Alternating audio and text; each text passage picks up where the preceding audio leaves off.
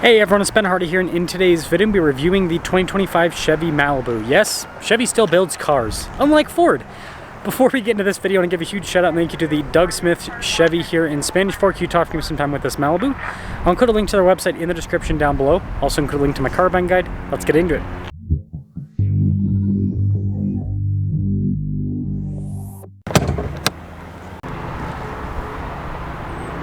Under the hood, we have a 1.5 liter turbo 4-cylinder that goes through a CVT. Fuel economy is 28 around town, and then 36 on the highway, with power outputs being 163 horsepower and then 184 pound-feet of torque.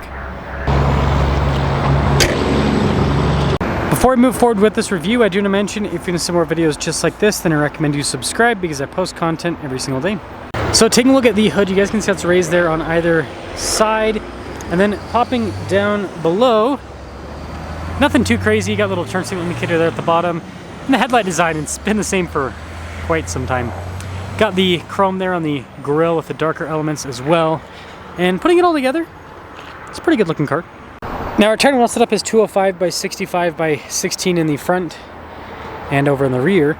And you can see here with the wheels, you've got that silver coloration, and this is pretty cool with the fender, how it pops out a little bit. You got the silver trim around the windows, and there's the side. And this leads us to the key fob where, it'll focus, we got lock and unlock, remote start, we got the opening for the trunk and Chevy bow tie. Now popping into said trunk, we've got a decent amount of storage space. You got these little tabs to fold down the seats. And yeah, I mean, look at that. Not too bad. It's one of the nice things about the Malibu. When you're all done, just plop that down. Of course, it says Malibu there in the back. You got the Chevy bow tie. Pretty cool taillights. But yeah, this car is a little bit dated, but you know, gets the job done, right? Now this is interesting. There's all this, you can see here in the sunlight, the cloth trim that goes down. Very kind of old school. And then cloth with the seats. This is kind of more an entry-level package. Popping in. Yeah, legroom's pretty good. No storage pocket here, but we've got one on the other side.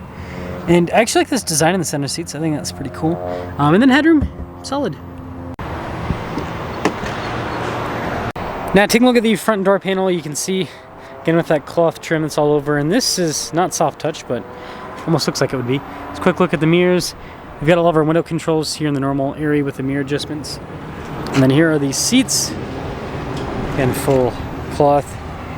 You've got the manual adjustments there, and then nothing fancy with the pedals, but we do have our light controls in that little area.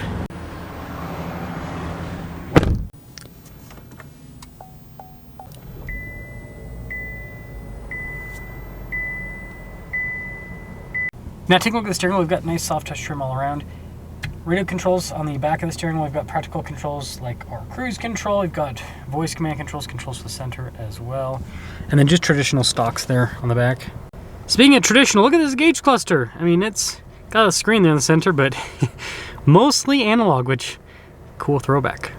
Now in reverse, we do have trajectory lines that turn with the steering wheel. Pretty good resolution overall. And then as for the rest of the screen, pretty good response time. Pretty quick, as you can see, Android Auto, Apple CarPlay, all of that. Some physical controls down below with our little auto stop start. And then we've got our climate controls with this as well. Shifter here for the CVT. You also have the plus and minus, so you can shift the not gears. But anyways, we got our stability control in front of that with the parking sensors, a little storage space here too. They like this cloth trim. Cloth trim is all over. Cup holders, parking brake, no center console. I like this trim here on the top. And then other than that, manual mirror dimmer, and then no center. So just a quick look at the window sticker for this 2025 Malibu. $27,365 is the total MSRP. Let's see how it performs.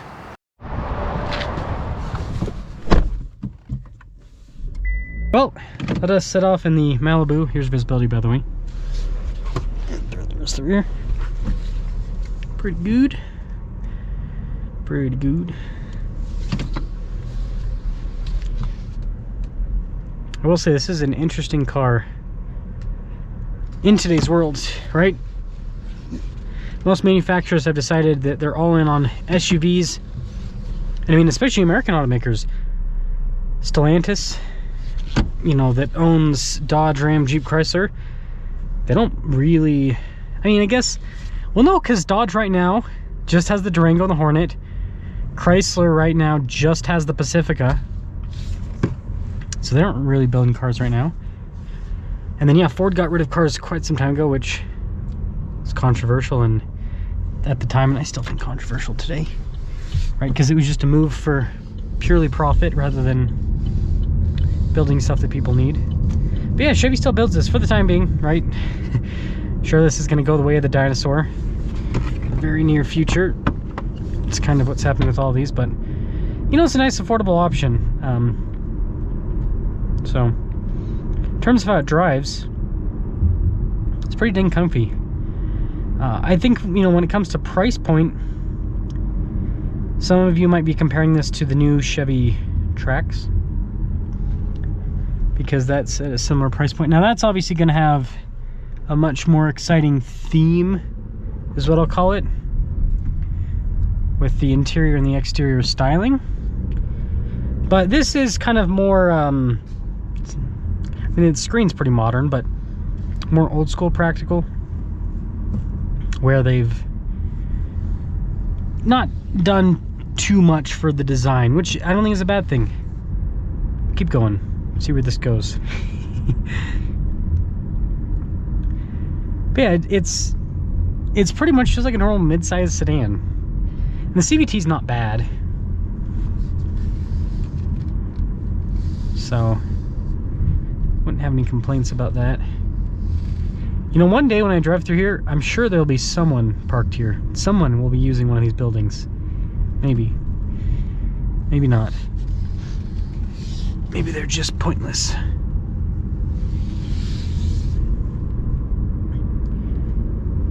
Yeah, normally CVTs are kind of annoying, but this isn't too much. I mean, we'll see with an acceleration. But it's pretty smooth, all things considered, I would say. Man, that's a big parking lot. It's a big, big parking lot.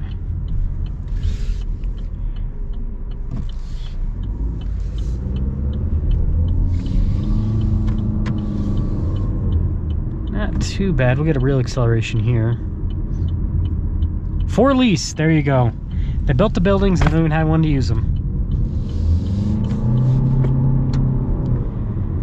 Yeah, pretty good torque. Pretty good torque. Again, I wouldn't call it a sports car or a rocket ship by any means, but it gets the job done. So, to sum things up, I'm glad that Chevy's still building this. I think a lot of people are probably going to go for the Trax over this, but some people like the traditional car setup, and this is a little bit more comfortable in the Trax in terms of how it drives. But the Trax is a really good offering, and so I do think that's going to eventually kind of phase this out. But for the time being, if you're looking for a car of this size, Chevy still sells it.